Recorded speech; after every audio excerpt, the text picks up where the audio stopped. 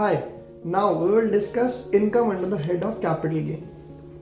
इस हेड के अंदर दो तरीके की इनकम होती है, एक लॉन्ग टर्म कैपिटल गेन और एक short term capital gain. Long term capital gain में अगर हमें कोई लॉस हुआ है तो वो इसी हेड के लॉन्ग टर्म कैपिटल गेन से ही एडजस्ट हो सकता है, ये आपका और किसी से भी एडजस्ट नहीं होगा। Other than this short term capital gain, short term capital gain में आपको अगर कोई लॉस हुआ है तो ये सबसे पहले शॉर्ट टर्म कैपिटल गेन से एडजस्ट होगा, उसके बाद ये लॉन्ग टर्म कैपिटल गेन से भी एडजस्ट हो सकता है। बट ये वाइस वर्सा नहीं है, लॉन्ग टर्म कैपिटल लॉस है तो वो शॉर्ट टर्म कैपिटल लॉस से कभी एडजस्ट नहीं होगा। अब ये दोनों ही हेड में जो लॉन्ग टर्म कैपिटल गेन है और शॉर्ट टर्म कैपिटल गेन है वो किसी और हेड की इनकम से आपका एडजस्ट नहीं हो सकता है।